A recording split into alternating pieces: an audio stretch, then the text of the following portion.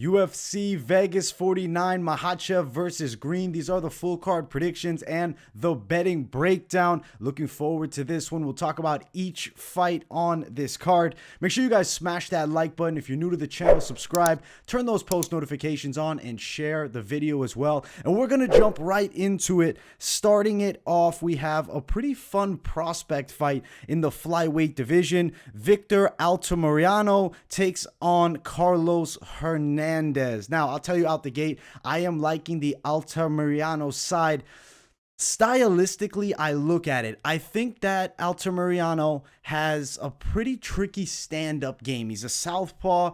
He has a taekwondo background, but it's not like he's fighting with that typical taekwondo style, more traditional kickboxing base, but his kicks are fantastic here. Will kick extremely well to every level, can chop at the legs, can bring them high.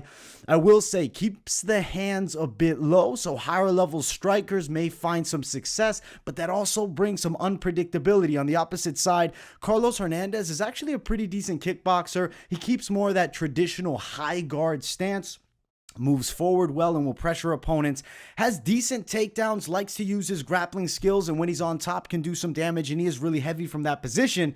Taking on Altamirano, I will say I'm a little bit concerned with Altamirano giving up takedowns here, but his get-ups are pretty good. I do think he'll find a way back to his feet if he's put down by Carlos Hernandez. Striking, I see Altamirano as more dynamic. I like the way that he fights. I like the unpredictability. Also, I'm impressed by his work inside of the clinch.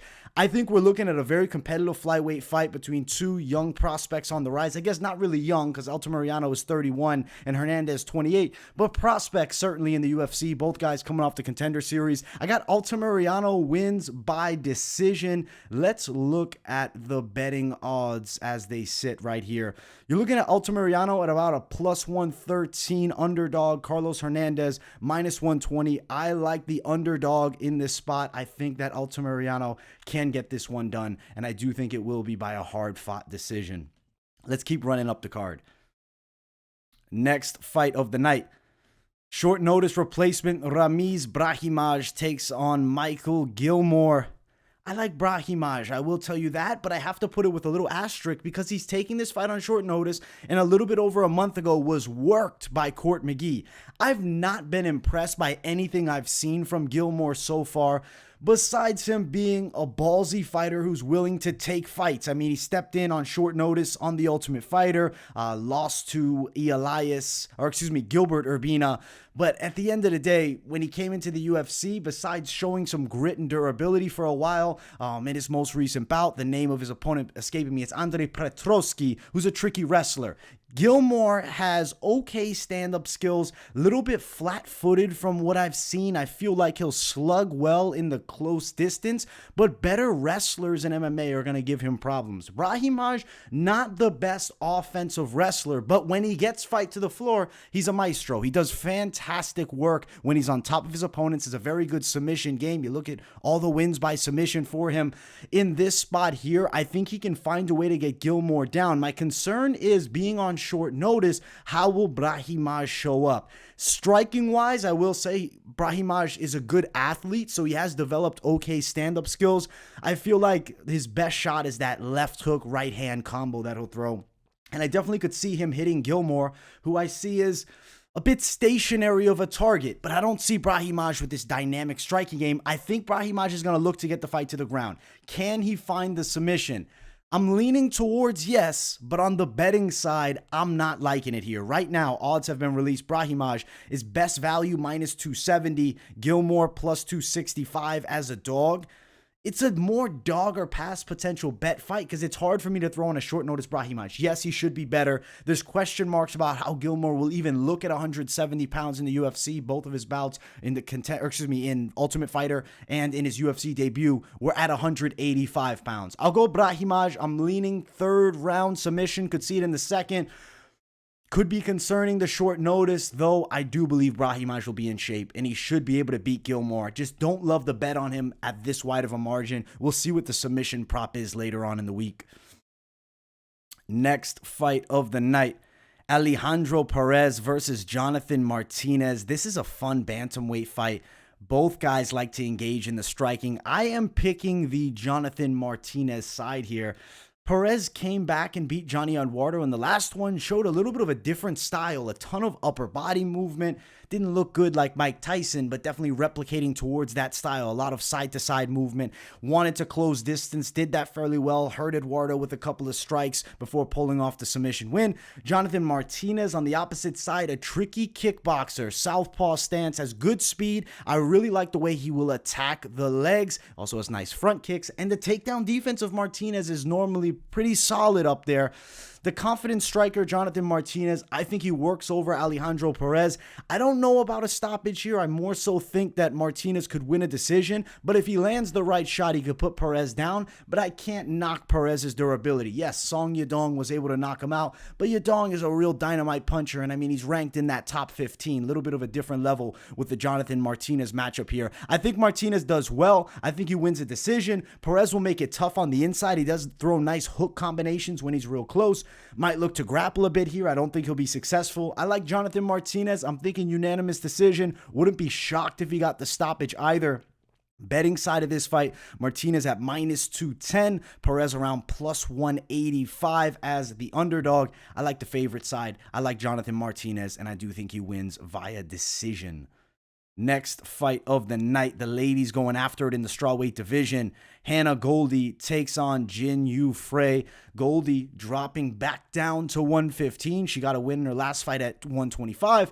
Jinh Frey, experienced vet. I'm picking the Jinh Frey side here. Even though she's nearly 37, skill set wise, I think she's superior to Goldy by a fair margin. Frey is a southpaw with a Muay Thai striking style. Fights really well in the clinch. I also like her straight left to the body, followed by head attacks too. She'll also unload a nice left hand to the head, but she'll make you think low and then she'll come up high. She was stunning Ashley Yoder in that last fight. Jinh Frey is pretty damn good. I like her to win here. She also fights out of the southpaw stance, which is something I like a lot here. When you look at the Hannah Goldy side, I still feel like she's a bit of a raw talent, a strong girl who is in incredible physical shape. She is jacked, but I don't think that physique is going to lead her to the victory. Up until Emily Whitmire got caught up in that armbar, Hannah Goldy was losing that fight clearly. I think Jinh Frey clearly wins this one. Dominant unanimous decision. I think Frey is a level above as far as MMA skill set and experience goes as well. Looking at the lines for this one, the odds are sitting around, if we can find them here, minus 177, so about minus 180 for Frey. Hannah Goldy plus 160. I like the Jinh Frey side. I think she gets it done. Win by decision probably here. I think she's going to do good work on the stand-up. I don't think Goldy has the technical tools to compete with Jinh Frey, so I like Frey for the win. Next fight of the night. This is a great lightweight prospect fight. Terrance McKinney, Faraz Ziam. Ziam is extremely technical. McKinney is controlled chaos, I'll describe it as. I like the Terrance McKinney side. I think T-Rex can get it done. You look at Ziam, very technical with the kickboxing. Rangy, nice jab, moves well, controls distance extremely well, and has also shown good takedown defense. The Terrance McKinney side, when he fights, at least as of late, since his Contender Series loss, he's turned up. He's on a roll. He's knocking everybody out that he fights. Starts extremely fast. Will get chaotic as he attacks his opponents. When you look at a LFA recent bout against Cesare, he came out the gate throwing wild shots, pressing him early. Faraz Ziam is extremely technical. The best way to beat a technical guy like Ziam striking is to press him. When Luigi Vendrami started having success against Ziam, it was in that third round. It was with a more wild pressure style attack. I expect that to be what we see from Terrance McKinney. I like McKinney's power. It's a difference maker. He has that special one-touch KO power that I think will be on display here. Also, his high kicks are devastating. Southpaw too for McKinney. I think he can find the straight left hand. I can think he could potentially even find a high kick. I like Terrance McKinney by knockout in the first. It's one of those fights, though, if it goes past the first round, let's see, Ziam's giving him problems of range. Maybe you're live betting the Ziam side. But I like Terrance McKinney now, the underdog, to get the win. And I'm picking him by knockout in the first. I think he's going to continue with this knockout roll that he's got going on for himself. He's a plus 115 dog. Ziam around the minus 125 favorite mark. I like Terrance McKinney for the win. And I'm telling you, I do think he's going to get that first round KO. Next fight of the night. Ladies going after it here. Josiane Nunes versus Ramona Pascual. Pascual takes this fight on short notice, stepping in against Nunes, who has already gone through 2 opponents prior to this and now gets a new replacement here. I like Nunes in this fight, especially on short notice. I don't think Pascual's going to be ready for the onslaught you get from Nunes. Fast starting girl, very pressure heavy. Maybe like Andrade-esque or John Lineker-esque, right? A shorter fighter who's stocky, strong, and has very big power in her overhand strikes. Also fights out of the southpaw stance. Interesting note, Pascual also being a southpaw. That'll be interesting to see how that plays out. I like the heavy pressure you'll see from Nunes. She'll unload hooks inside. Big win over Bia Malecki. Knocked her out. And Malecki was, looked like a foot taller than her when they got inside of the cage. Ramona Pascual on the opposite side. I mean, she does have a decent kickboxing game, experience, fights over, out of Syndicate MMA, training with JoJo Calderwood and whatnot there. Good fighters there. Wild hooks on the inside. I feel she also doesn't have the MMA experience. I guess she's got a nice knee, got a quick stoppage in her last fight over in Invicta, I believe. I like Josiane Nunes. I think Nunes is going to work her over. I think Nunes stops her in 2 rounds or less, especially striking. I like her for the KO. She's at a disadvantage of height in pretty much every matchup at 135. This one, though, let's note this. It is at 145. Let's see how the excess weight puts on Nunes, see if it throws her off, if it slows her down a bit. I don't think it will. I think she'll just have more power. She's a short, stocky girl that hits damn hard, and I think she's getting the knockout over Ramona Pascual here. Looking at the lines for this one, of course, wide. Nunes around minus 220. Pascual nearly the plus 200 mark. I like Josiane Nunes by KO. It's a riskier play simply because we haven't seen Nunes in the UFC, at this true featherweight class. This is going to be a true test for her. But Pascual on short notice, I like Nunes by knockout. I think she's got the better tools and the higher level experience too. Next fight of the night, it is the featured prelim. Ignacio Bahamondes versus Zhu Rong. Fun fight between lightweight prospects. Bahamondes is my pick. I'll tell you right out the gate. What I like from him is the kickboxing. He's got a modified Thai style. He's very tall. 6'3" at lightweight is extremely tall. I think that's going to be a problem here, especially because he uses a lot of kicks. His low kicks are very good. He also has spinning attacks. He got a spinning back kick knockout in the last one against Roosevelt Roberts. That was super impressive. Patient pressure, definitely shows good patience. Even, he's a young guy in the fight game at only 24. Good experience, though, 12-4. And I mean, Rong Zhu on the opposite side, 21. So both guys, very young. I feel like the striking differential definitely favors Ignacio. He has more tools standing up. He's a more dynamic striker. On the opposite side with Rong, you have a talented striker in his own right, kickboxing style. I like the way he chops at the calf kicks. I like the way he shoots for takedowns, good with the body lock as well. If he gets on top, has solid pressure and good ground and pound. I suggest to you that he's not going to be able to get Ignacio Bahamondes to the floor. I think Ignacio is a level above striking. I think we are going to have a fun fight because I don't see Rong Zhu giving up. I think he's going to keep with the pressure and making it a fight, but I think Ignacio Bahamondes is going to land clean shots. He's going to do some damage. I could see him potentially getting a stoppage, but I'm really leaning decision here for Ignacio Bahamondes. Looking at the lines on this one, Bahamondes around the minus 220 mark. Rong Zhu or Zhu Rong, depending on where you're at, the name is in different orders. It's plus 210 for Rong Zhu. So I'm going the Bahamondes side. I think the favorite gets it done, and I think he works a nice striking game. He has range advantages by a fair margin, but the kicks I think are a big difference maker too. Ignacio Bahamondes win, unanimous decision. Let's jump to the main card. Make sure you guys smash that like button if you haven't yet. If you're new to the channel, make sure to subscribe and turn those post notifications on. Let's talk about it. It's Gregory Rodrigues versus Armen Petrosyan. Fantastic middleweight matchup. Petrosyan dropping down from light heavyweight when he fought on the Contender Series, but he's a small light heavyweight. You see he weighed in at about 201.5 pounds. He's a middleweight. Gregory Rodrigues is a tank of a middleweight, though. I'll be honest, I feel like when you look at the technical matchup, you have to lean to Petrosyan's side. He's also an underdog in this spot. Petrosyan has a true technical kickboxing style. His hands are very fast. He has a sniper of a jab. Very good with kicks to all levels. but extraordinarily well attacking the legs. Also, his body kicks, fantastic. Wrestling defense is good. Is trained over in Dagestan with those wrestlers there. He's tightened up any holes in the wrestling defense game, and that actually is extremely good in this matchup for Petrosyan, because Gregory Rodrigues, yes, in the UFC, he's known as a big knockout guy, has very dangerous jiu-jitsu. When he gets on top of opponents, he can do serious damage. He's a heavy-handed striker too. I see openings for Petrosyan to land on Rodrigues' chin. Let's not forget, Jordan Williams was able to knock Rodrigues out, so he's not an immovable object. He can be put down. He's looked like a tank throughout his UFC run, but this matchup, I see a different level. I see Petrosyan putting on a quality display striking. He needs to watch out for the overhand punches of Rodrigues. I will note, Petrosyan was badly knocked out in, 3 fights ago?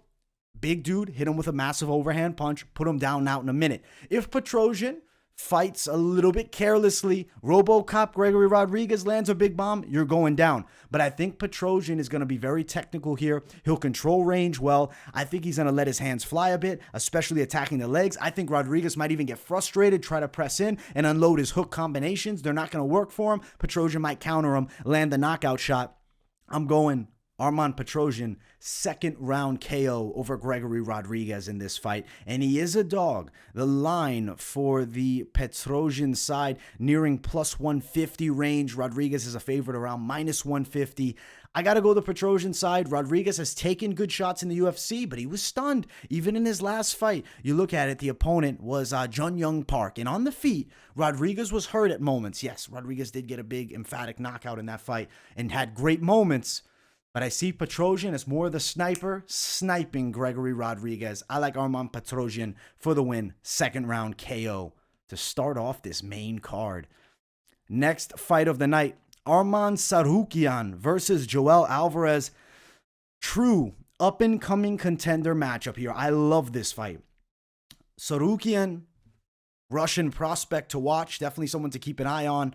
I feel like his overall game is good. I mean, his striking against Thiago's look phenomenal. His takedowns are always on point. Joel Alvarez was able to beat up Thiago Moises early, gets the stoppage. He beat him more impressively than Islam Makhachev. But that doesn't necessarily matter in the grand scheme of things. I have to stick with the Arman Tsarukyan side. Though I like Joel Alvarez as a fighter, he's so tall too. 6'3", 77-inch reach, has serious range edge over Tsarukyan. But will he be able to stop the Tsarukyan's takedown attack? And I'll be honest, the stand-up game of Tsarukyan is coming together beautifully. He's very technical with the kickboxing, super fast kicks, dynamite check left hook, and he times his takedowns extremely well when he mixes in the strikes. I think Joel Alvarez is going to be on his back. You look at Alvarez, you have a really rangy kickboxer with nasty submissions from the bottom. I don't see him submitting Tsarukyan in this matchup here. I think Alvarez will need to put pressure on Tsarukyan, but I think he's going to get it coming right back from Tsarukyan. He'll back Joel Alvarez up. I can see takedowns landing for Tsarukyan. I could see big punches landing. I could see some kicks landing. Sure, I think Alvarez from range can have moments, and I think Alvarez will start fast. He's got dangerous elbows in close too. But in this fight, I think Arman Tsarukyan is going to prove his contendership. This is the ultimate test because Joel Alvarez is no easy matchup for anybody in that top half of the top 15. I guess the backside of the top 15, really. He's a 6'3" lightweight with damn good striking skills and good submissions on the ground. I think Tsarukyan passes the test. I like win by a decision in this fight, though. It'd be great if he got a finish, but I got to respect the Joel Alvarez side. The odds are so wide here, around minus 290 Tsarukyan, Joel Alvarez around plus 250. I think some people will probably want to jump on the Joel Alvarez dog side, and I'd understand it. If the line was a lot closer, I think less people would be jumping on that Joel Alvarez side, though. Tsarukyan, to me, is the clearly better fighter. Outside of physical disadvantages against Joel Alvarez, I think Tsarukyan has more to offer. I think he wins this fight. Arman Tsarukyan for the win, and I like him by unanimous decision here. Next fight of the night, it is our featured bout. Ladies going after Priscila Cachoeira versus Jae-Yoon Kim. I got to tell you out the gate, Cachoeira's eye gouge that she pulled in that last fight, to me, would have got a release from the UFC. Ultimately, that's not my decision, but that's how I felt about that. That, to me, was a disgusting tactic to try to claw out the eye of Jillian Robertson. Could have serious implications. Luckily, nothing bad happened from it. Now she bounces back not long ago. What was that, a month ago? It was a month and 4, so it was 2 weeks ago, really. Or excuse me, 2 months ago, really, that we saw Priscila Cachoeira. She fights Ji-Yoon Kim now. I'll tell you out the gate, I'm picking the Kim side. It's not just because I don't like Cachoeira after that. I do think Kim has the better technical stand-up game. She is a lanky striker. Both girls 5'7", but look at the reach difference. 65 inches for Cachoeira, 72 for Kim. She's got freakishly long arms. If she can use that jab, which I know she has the ability, keep her opponent Cachoeira off of her. Use that jab, continue to move, stay near, the cage a little bit, but not too damn close for Cachoeira to back you up and let that chaotic style go. I think you're going to see a moving Kim outpoint Cachoeira.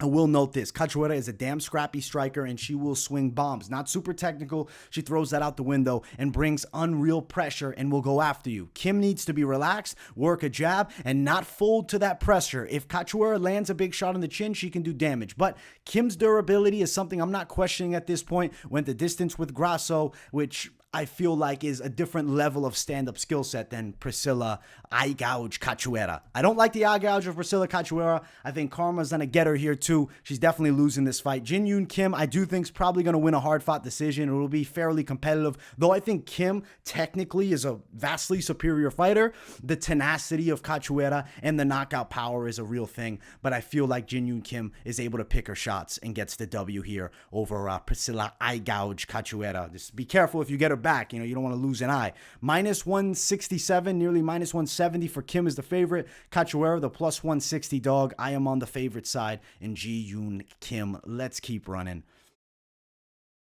Co-main event, Misha Tsarukyan takes on Wellington Turman. I'll be honest, I didn't see this as a co-main event fight. I think put Joel Alvarez and Arman Tsarukyan in the spot, but interesting they're doing this one.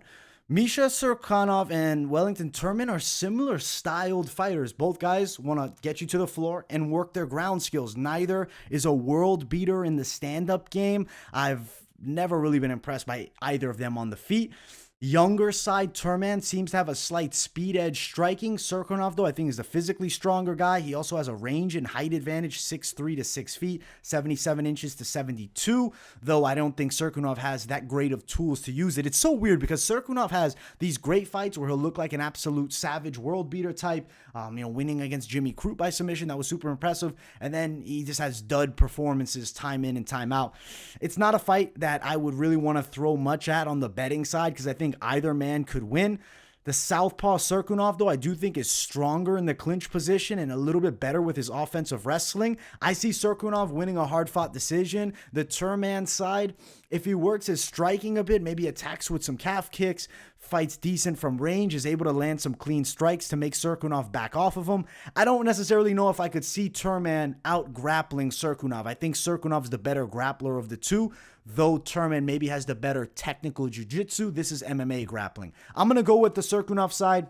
I'm leaning win by decision, but not a fight that I love too much here, and definitely not a betting spot that I'm feeling. Pretty much pick'ems, minus 120 Tsarukyan, Wellington Turman about plus 110. I'll go the Tsarukyan side, win by decision, but I could see the other side. If Tsarukyan fights to his potential, he should beat Wellington Turman. That's truly the best way to put it. Main event of the evening. If you guys haven't yet, make sure you smash that like button. If you're new to the channel, subscribe and turn those post notifications on. Catchweight 160, Bobby Green fills in on very short notice because he is an absolute savage and one of my favorite guys in MMA to watch. And he's being matched up against an absolute killer in Islam Makhachev, who's on the rise. The next big thing, Dagestani savage, best friends with Khabib. Everything's on the Makhachev side. The hype is on the side. The lines are on the side. Short notice fight for Bobby Green. There's a very low percentage chance Bobby Green can win this fight, but it's still possible. Not enough for me to pick it. I'm picking Islam Makhachev for the win, and I think that everyone knew that. The line is extremely wide here, and it's going to be towards Makhachev's favor. Makhachev is a southpaw with improving stand-up skills, but I don't suggest he goes out there and kickboxes with Bobby Green, because Bobby Green is super slick. The hands are by the waist. He has a fantastic jab followed by an amazing cross. He can switch stances, moves extraordinarily well, high volume. Bobby Green doesn't get tired. His takedown defense rate is around 72%, which is extremely good. Makhachev is a different beast when he gets you down. And I think Makhachev will find a way to get Bobby Green down. Regardless of the takedown defense stat, Bobby Green has never fought Islam Makhachev. I think Makhachev will take him down potentially in the first and find a submission, but I'm leaning second. I'll be honest. The actual pick for this one, I'm going to go Islam Makhachev, second round submission. I think he'll work a little bit of striking, get Green throwing shots, and then work towards the takedowns, press him against the cage as soon as possible. Don't strike too much with Bobby Green. One thing that I guess is a positive attribute that Makhachev has on his side in this matchup is Bobby Green, though he got a knockout over Alaya Quinta, is not known as a knockout puncher. He's a volume guy. He pieces you up over the course of the 3 rounds majority of the time. Makhachev knocked out one time, years back, early, big shot landed. I don't think Bobby Green is going to find that chin. It could happen. There's always a chance. I think for the sport of MMA, that would be huge because then Bobby Green ascends into superstardom and it's probably Bobby Green McGregor this summer. If Bobby Green can win, he gets red panty night against Conor McGregor. That's my take on that one truly, but I don't think he does. Makhachev, majority of the time, beats him probably 9 times out of 10, maybe 10 times out of 10, truly. If he gets the fight to the floor, it'll be his world. I think Islam is going to get a submission in the second round. He's going to put heavy pressure on top of Bobby Green, and I think Green will have a very hard time shaking Makhachev off of him as soon as it gets to the ground. Now, looking at the line, minus 650 for Islam, Bobby Green around plus 530 at best value. There's going to be people out there that pick the Bobby Green side, and I'll suggest to you this. It's because the line's extremely wide. If you have this fight at minus 200 to plus 150, nobody's picking Bobby Green. This is Makhachev's fight. Makhachev is going to put it on. I feel like I twist the name. I call it Makhachev and Makhachev. It's both. We can flow it either way, but you know what? I got the right guy winning. I think Makhachev puts on a dominant display. Submission in the second round. As a fan, maybe a little piece of me is hoping that Bobby Green can set up the Conor McGregor super fight with an upset. But let's be realistic. Probably not happening. Makhachev for the win by submission in the second round. That is UFC Vegas 49. The full card predictions. You know what? Originally, I wasn't super hype on this card, but when I went through it, studied it all, really took a deep look at it, I love these matchups, and I think we are in store for a really fun Saturday night of fights. I'll be doing the fight companion for the full thing, so make sure you guys tune into that. I hope you all enjoyed these full card predictions. Smash that like button. If you're new to the channel, subscribe, and turn those post notifications on. If you really enjoyed the content, share the video as well. Really helps me out. Much love. Keep it locked in here at MMA Experts, and I will see you all in the next video. Peace, guys.